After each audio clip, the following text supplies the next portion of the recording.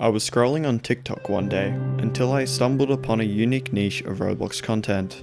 One account that was really active that stood out to me was TikTok user spookface. They have been posting since 2020 and averaging hundreds and thousands of views. Now here's the first video that they posted.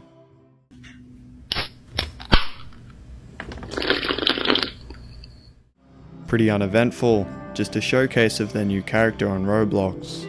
Now for comparison, here's one of their most recent videos.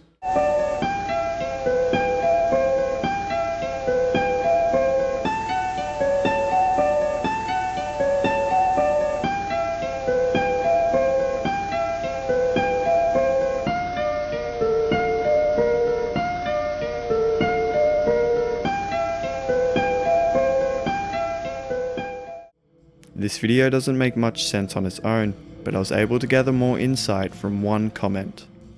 For those who don't know, he is paranoid because there has been gang stalkers watching him in multiple games, and they use structures like trees to disguise themselves while watching him. So what he did was put all of the data into NPCs to see what would happen. The first time he did it, it was copying everything he said and speaking to him. Once when he was playing a game, there were random trees that weren't there before. He got so paranoid once, he thought a normal person was a bot. He made a game called Bottled Sentience with all of the NPCs. One NPC typed out a code. When put into a CISA cipher, it says, "We are stuck 500 feet down. My spine hurts. Bring food." So yeah, that's all I know. I am not updating this.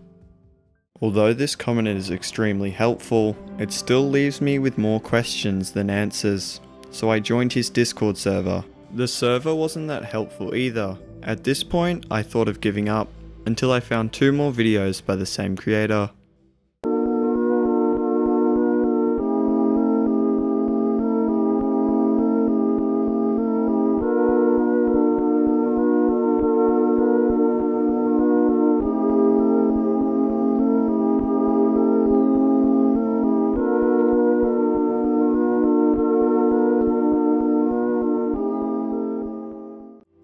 Before we get into what these videos are about, I wanted to talk about how similar this is to Terry Davis. I'm not going to tell you everything about this man, but I will give you a quick rundown. Terry A. Davis was born in 1969 and was later diagnosed with schizophrenia in the late 1990s. He was a troubled programmer who developed Temple OS, an operating system he believed was commanded by God. He experienced delusions and hallucinations that shaped his work.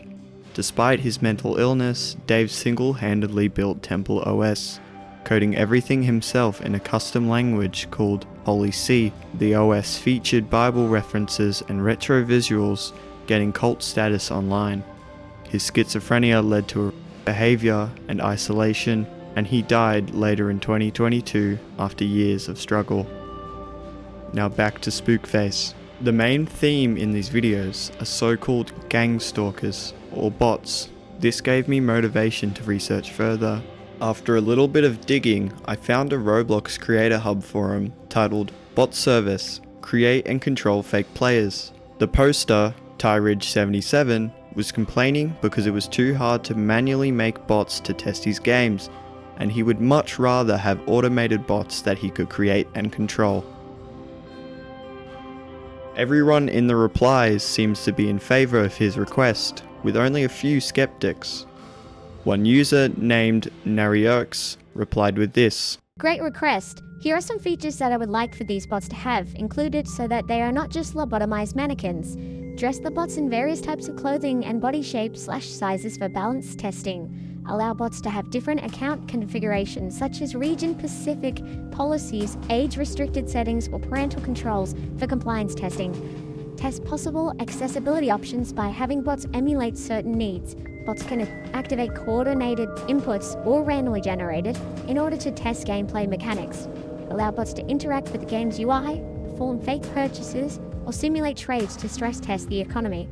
Taking control of a bot's client to view the game from their perspective for debugging. In the future, we can even see the bots evolving beyond development tools and serve as active real-life players, filling servers for low player count games or private experiences.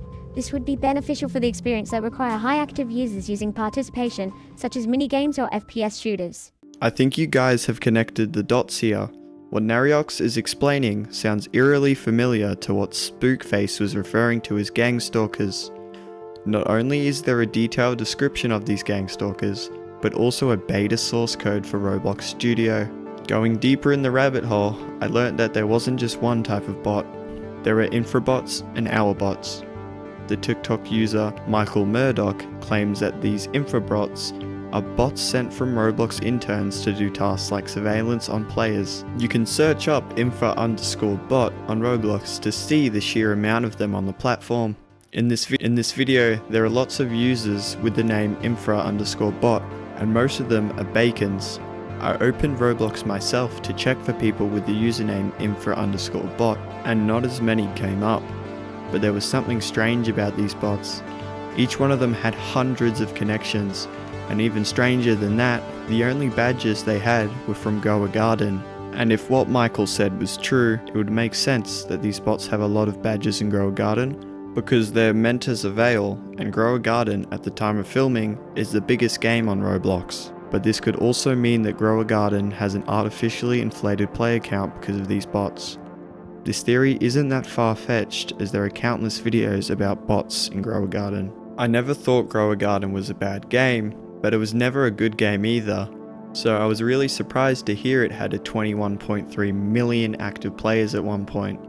It just seems absurd for a game about plants to surpass other games like Fortnite in players. So it could be true that a large portion of those players are actually just bots.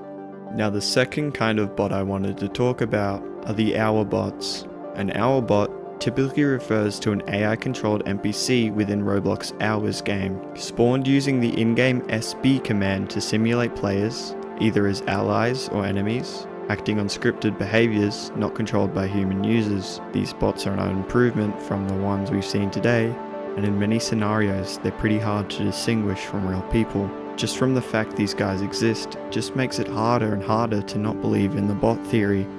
In all seriousness though, these bots are probably not malicious stalkers out to get you.